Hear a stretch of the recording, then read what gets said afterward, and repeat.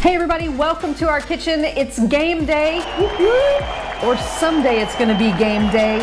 Either way, we have got a delicious culinary concoction that we wanna share with you, sweet potato nachos. But first things first, if you're watching, let us know, and who will you root for on game day? College, pro? Let us know, and stay tuned because we are going to get it going here in the kitchen.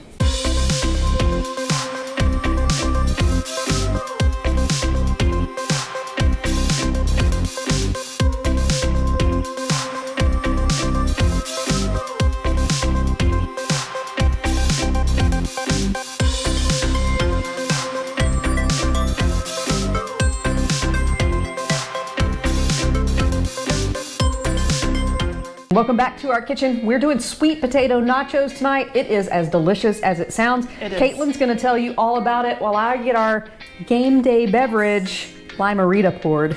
Sam says hi.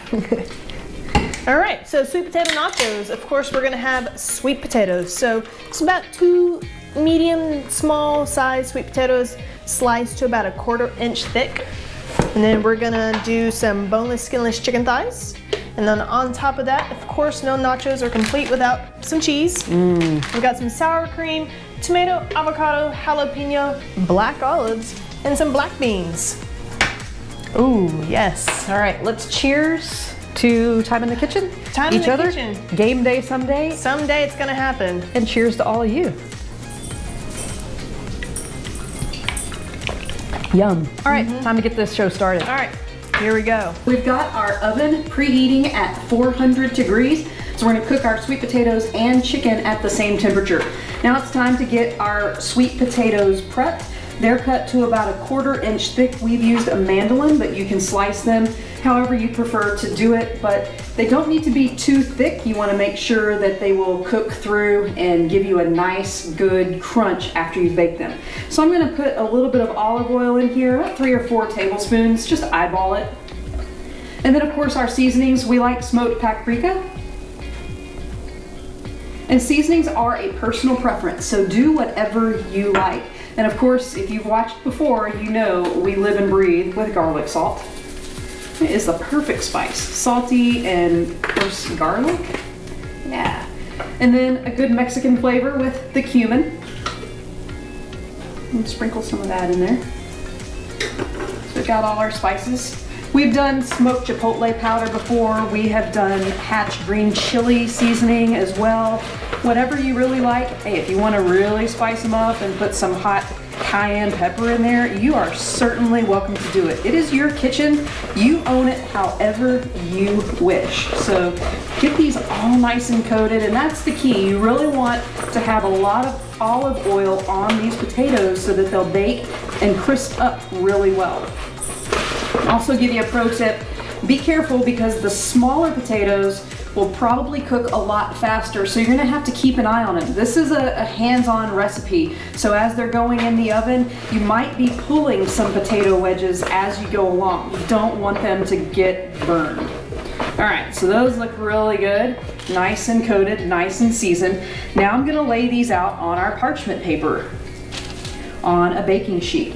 If you don't want to use parchment paper, don't have parchment paper, then don't worry about it. You can just put these wedges down on a greased baking sheet.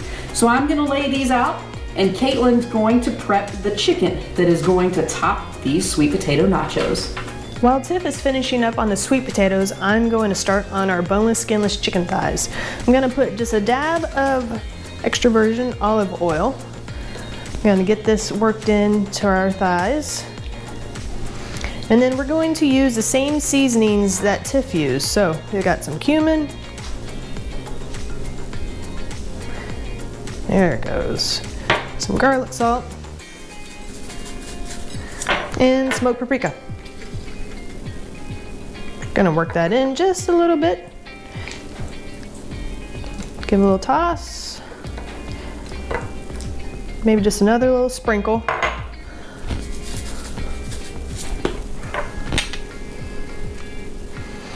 All right, so now we're gonna move this to the parchment paper. We're gonna put this onto our parchment paper. Get that kind of in the center of that. And then we're gonna fold this over and I'm gonna roll it, but let me rinse my hand right quick. We're gonna do a tuck and roll movement. Just gonna start on one end and just work our way around.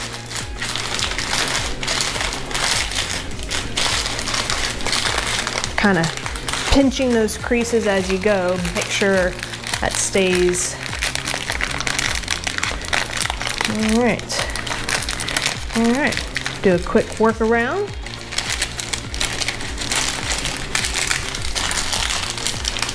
And then our chicken's gonna cook right there in that pocket. And we also have our sweet potatoes ready, and these babies are all about to go into the oven. The oven has come to temperature at 400, so we're gonna get our trays in. And these will cook at 400 for about 20 minutes, and then we will flip the potatoes and the chicken should be done. And then we'll put the potatoes back in for at least another 20 more minutes. Hi, I want to be famous. Yeah. Our first 20 minutes is up. That means it's time to remove the chicken. It should be done. And also time to flip these sweet potato wedges. I'll be right back to move that over. So you're just gonna place the chicken on a cutting board. We'll get to that in a moment. And time to turn these sweet potato rounds. Look at that. They are coming along perfectly.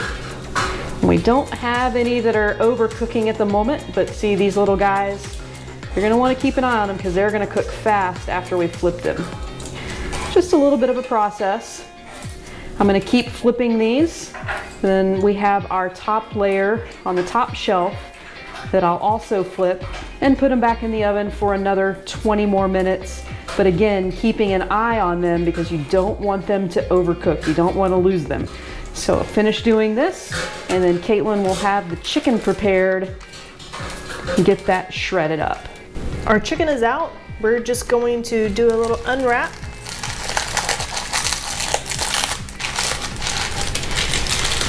So it can cool slightly. Oh, it's juicy. Look at there. Yeah, that looks good. We're gonna let that cool for a couple minutes until we can handle it, and we're gonna shred it up.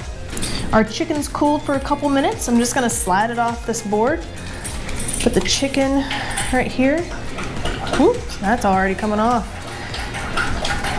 It smells amazing. Yeah, it does. So I don't wanna lose any of this juice, so I'm gonna pour it into our bowl.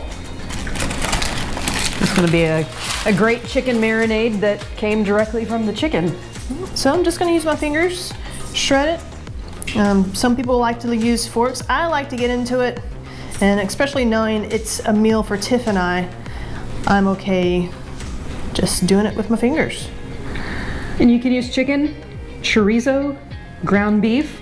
What's your favorite protein to use? You know, of course, think nachos. I automatically relate that to ground taco meat, but I think this is a different twist on things. Of course, if you're doing nachos with sweet potato rounds, then things are gonna be a little bit different anyway. So this is a conversation piece dish as well. And the nachos are still baking, probably go for another 20 minutes, but once you turn them, they will accelerate in their cooking. They'll get brown a lot faster. So you want to probably check in on them at about the 10-minute mark, and again, pull those small rounds that might be cooking a little faster. This chicken is good. It looks really tender and of course juicy. It is extremely juicy. And 3 seasonings: garlic salt, smoked paprika, and cumin. But as always, use whatever you like, the flavors that you have available, the flavors that you love to taste. There's no rules to how to do this. No rules cooking in your kitchen. And there's our bowl of shredded chicken that's gonna top these sweet potato nachos. The next 20 minutes has passed, and we have some perfect potato rounds for our sweet potato nachos. I'm gonna pull this one out. We're gonna let it rest up there. We're gonna take our big pan and move it over to the countertop. And we're gonna remove these and put them on the cooling rack. Now we already have some rounds that we pulled earlier. These are the rogue guys I warned you about. They're the ones that cooked up a little bit faster. So about every 5 to 10 minutes or so, we were watching just to make sure that they weren't getting overdone. But look at these. Is that not perfect or what? They are going to be delicious as our base for sweet potato nachos. So I'm gonna pull these off and let them cool, and they won't take very long, but you wanna get them off the pan so that they don't continue to overcook on the underside. But these turned out perfectly. I'm honestly gonna brag a little bit that I don't think they've ever turned out this well in 40 minutes. We usually have to babysit these quite a bit, and they can go, you know, anywhere from 40 minutes to almost an hour. They can take a while. So this is not a recipe for the faint of heart. It does take some time and effort, and you're just gonna plan on being in the kitchen. But if you really want to impress your friends on game day, again, whenever that is gonna be, this is the perfect dish to do so. So these are coming off. I'm gonna get cool. On game day, I'm rooting for the Florida Gators, rooting for the Houston Texans, Dallas Cowboys. I know that's sacrilegious almost in Texas, but you gotta root for the home teams. We'll root for the Texas Longhorns since we live in Austin now. New Jersey Devils in hockey, because, you know, there's a long story there. Maybe one of these days I'll tell you about it. Pulling all of these off. I've rambled enough, but we'd love to know what your sports teams are. And there we go. So we have our sweet potato rounds, and now comes the fun part in assembling our sweet potato nachos. We think it's really fun to use a cast iron skillet any chance we can, but if you don't have one, no problem. Any oven safe skillet will work just fine. I'm just gonna layer these perfect sweet potatoes in. The skillet is oiled a little bit, lightly oiled. You don't want to overdo it because you don't want the bottom layer of potatoes to get soggy. And this is where the art of cooking really comes into play. It's going to be beautiful. And you may have 1 or 2 or 3 layers of potatoes. We've got our first layer down, and now we're going to get our first layer of toppings on top of these potatoes. All the sweet potatoes are down in our cast iron skillet. We've got the oven on broil, and once we get it all assembled, it's only gonna take 5 to 10 more minutes. We are so close to these game day eats. Caitlin's gonna go ahead and finish up the layering, and she's got her shredded chicken that she's gonna put on top of there. And you can put it on in any order you wish. We like to do our jalapenos and cheese last because that will get really browned and bubbly at the top. We also have some black beans and some black olives, and there's a nice layer of chicken here on the skillet, looking really good. Just gonna sprinkle these on top. Might not use all of these, just kind of eyeball it, whatever looks good for you. I think that's probably good right there. Now the next thing that's gonna go on top of here is jalapenos. Now, season to taste. I like spicy, I like the seeds. So Caitlin made a deal with me. She did half seeded. I love the heat, don't get me wrong, but my body doesn't love the heat, so I have to seed some of them. There's a little bit of mix of seeded and unseeded, and just layer them out on top of your chicken and beans. Some people like to put the jalapenos on after it's been baked. We like to get that roasted jalapeno in there if we can. Yeah, I love to pull out the flavor and don't look. Putting a few extra seeds on there. And then any cheese that you like, sharp cheddar, Monterey, Mexican blend, and we prefer the thick cut because, I mean, there's nothing better than thick cut cheese. Check it out. If you haven't tried the thick cut shredded cheese, make that your next shredded cheese you purchase. And also a pro tip, get some of the cheese on the side of the skillet because you're gonna like that crunchy, crispy cheese. Who doesn't love a little burnt cheese? Just anything on the slightly burnt side, I think is delicious. Yeah, so as much as you want, you know, maybe 1 cup to 2 cups of cheese, some like more, but that's a good amount right there. We're gonna show this baby off. Look at that, does that not look delicious? And it hasn't even been in the oven yet. So we're gonna put it into broil. Yeah, put it into broil for about 5 to 10 minutes until it's bubbly. All right, we're gonna get this into our oven that is on broil. Get that on the top. Slide that in. And we'll see you in 5 to 10 minutes. Enjoy, boys and girls. Our nachos have been broiling for 10 minutes. And I have to say, does that not look delicious? But we're not done yet, so let's get these to the counter. Now all we have left is to put the final toppings on. So I've already halved my avocado, and I have to admit, I always get really excited when the pit's really small. She will call me into the kitchen. If I'm not there, she will say, come look at this, how small the pit I is. feel like I'm getting my money's worth. Absolutely, and she's got a great tip to get the pit out, whether it's large or small. Take your knife and just a little whack and turn, and it's out. A gentle whack. Don't go overboard. Gentle. So We're she's- not smashing garlic. Yeah. So she's gonna get the avocado sliced up and ready to layer, and I'm gonna just put the goodies on top. So I'm gonna grab this knife. So I'm just scoring my avocado. And I am sprinkling diced tomatoes. Ooh, I can hear the sizzle. Oh, I did. I heard that. So just making squares. I'm gonna set this knife to the side and grab a spoon. I'm just gonna spoon out these little squares I just made. Here we go. So just gonna sprinkle my avocado squares like Tiff is doing her tomato. Lots of tomato. One tomato, more or less to your preference. Gosh, you can still hear it sizzling. It's so good. Yeah, I'm gonna enjoy this. Absolutely. This non-game day. Someday it will be game day again. Yeah, it'll be all right. And also going to add some black olives. Yum. So this. All the toppings. Just like regular nachos, but with sweet potatoes and incredible flavor. And you made it yourself. Got the avocado in. So that was just one small avocados. I know avocados come in all sizes now, but it's just a small one.